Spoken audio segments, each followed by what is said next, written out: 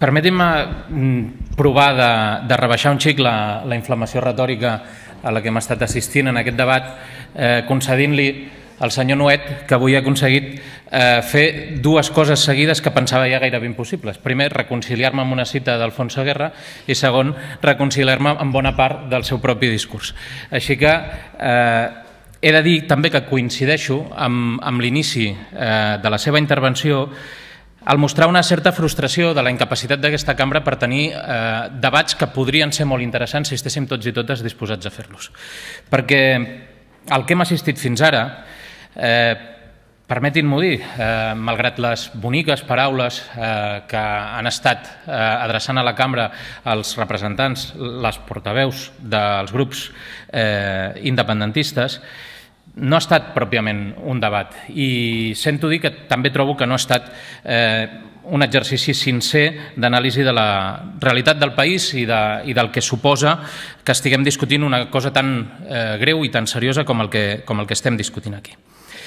Mirin, nosaltres potser amb un excés d'ingenuïtat o amb l'optimisme antropològic que ens caracteritza havíem plantejat una sèrie d'esmenes a aquesta proposta de resolució que havia presentat la CUP junt amb Junts per Catalunya i Esquerra Republicana i certament agraint la deferència de la portaveu de la CUP en aquest debat que se'ns va adreçar ahir i ens va, diguem, orientar respecte a la seva predisposició respecte a totes elles, no ha estat possible incorporar res del que nosaltres plantejàvem en aquest text. Era difícil perquè el text de partida és el que és, ara hi entraré, i vistes les intervencions encara era més difícil. Hem assistit a un exercici de propaganda molt ben feta, però poca cosa més que això. Perquè mirin, l'exposició de motius d'aquesta proposta de resolució, en la seva formulació i també en la seva forma, és peculiar, crec que mereix l'anàlisi.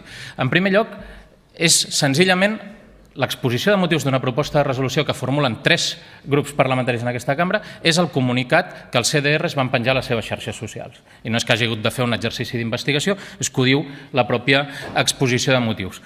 De fet, més enllà de 3 línies, tot és íntegrament el que els CDRs han publicat a les seves xarxes socials, molt legítimament, però és que conclouen que per aquests motius és pel qual els grups parlamentaris sotasignats presenten aquesta proposta de resolució que avui estem discutint.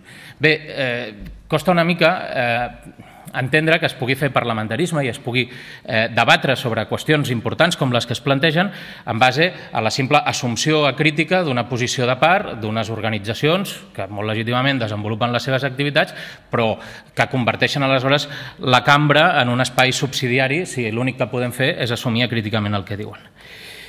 Mirin, els deia que també era peculiar el text pel que fa als seus continguts, a la formulació concreta.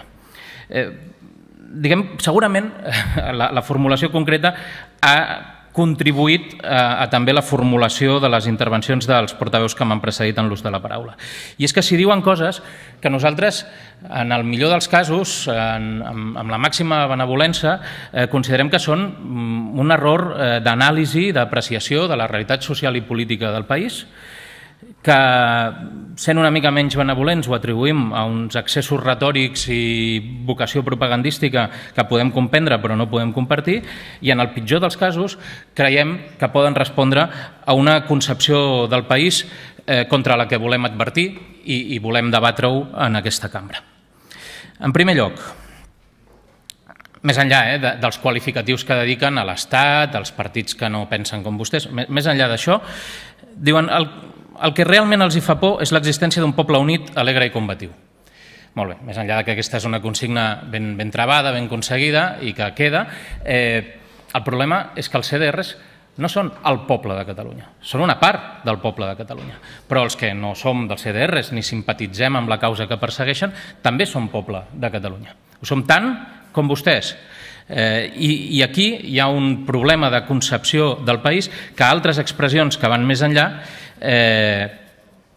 confirmen. Tornen a dir, allò que més tenim, diuen, també ens tenim les unes a les altres colze a colze i allò que més els espanta, el futur.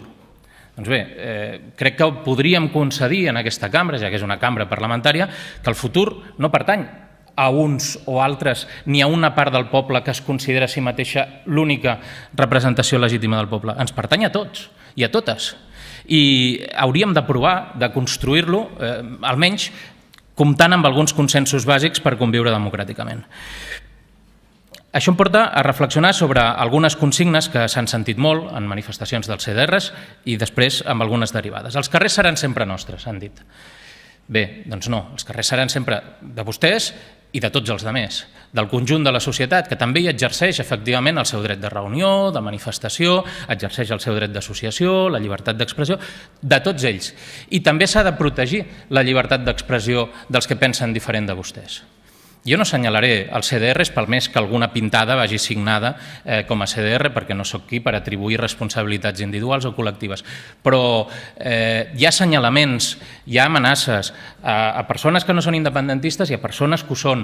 Hi ha hagut actes de violència després de manifestacions que no eren independentistes i en contextos en què eren independentistes els que agredien algú que retirava un llaç groc o a la inversa, o gent no independentista que agredia gent que els estava posant. Això està passant. I faríem bé de dir-nos-ho. I faríem bé de dir-nos, en primer lloc, que els carrers i l'espai públic és de tots i de totes.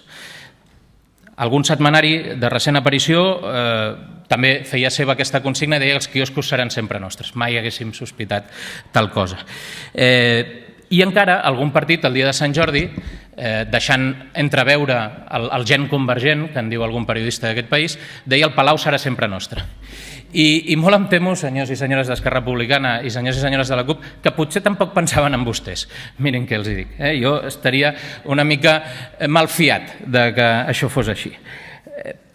I després, més endavant, diuen els CDRs som el poble i som aquí per construir la república. Molt bé. Novament, aquesta identificació entre la part i el tot.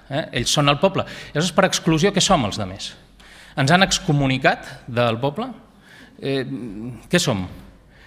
Això a mi em porta a reflexionar sobre aquella obra d'Ibsen que es deia Un enemic del poble, perquè a més nosaltres, que ens trobem sovint entre dos focs, tous, tevis per uns, pels altres, còmplices d'una cosa, tontos útils de l'altra, ens veiem obligats una i altra vegada des d'aquest faristol, i ho faré per primer cop en aquesta legislatura, però ho he dit en la legislatura anterior, a dir-los, a tots i a totes, que quan la cosa es posa de buscar enemics del poble, de fer llistes de traïdors a la pàtria, nosaltres reclamem el primer lloc en aquesta llista la faci qui la faci.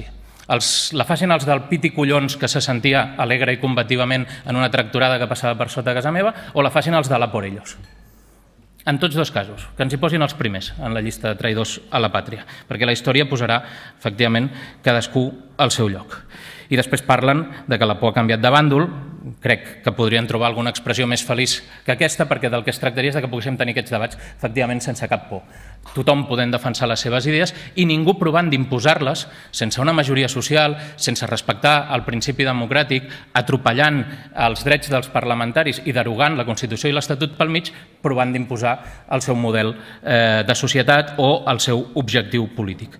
Perquè, si no, efectivament, això, aquest lema també he sentit sovint en les manifestacions independentistes o vist en algunes pancartes del donec perficiam, aquesta cosa tan progressista i tan poc reaccionària del donec perficiam, de fins a reeixir, fins a aconseguir-ho, es converteix efectivament en quelcom que pot fer por legítimament a una part de la població catalana que no comparteix en absolut els seus objectius i que veu, efectivament, amb una certa por, com en el camí de la legítima persecució d'una idea s'usen mitjans que no poden compartir de cap de les maneres i que els deixen absolutament indefensos.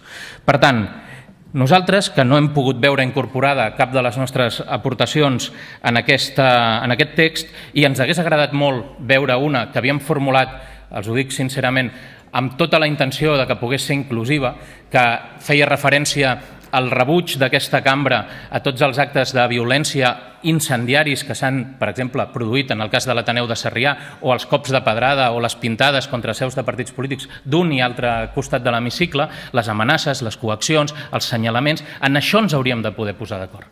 En això ens hauríem de poder posar d'acord. I recordo unes paraules de la portaveu de la CUP en aquest assumpte, que em comentava ahir, i crec que no desvetllo cap secret que no es pugui desvetllar, deia: no, si nosaltres Amb això podríem estar disposats, però no ens sembla que correspongui amb aquest debat. Els diem que, en la nostra modesta opinió, correspon en aquest debat, hauria correspost en el debat en el que es van negar a fer-ho ja en aquest Parlament, i esperem veure al llarg d'aquest ple que hi ha alguna altra oportunitat, com rectifiquem en això i som almenys capaços de posar-nos d'acord al voltant d'aquesta qüestió. Moltes gràcies.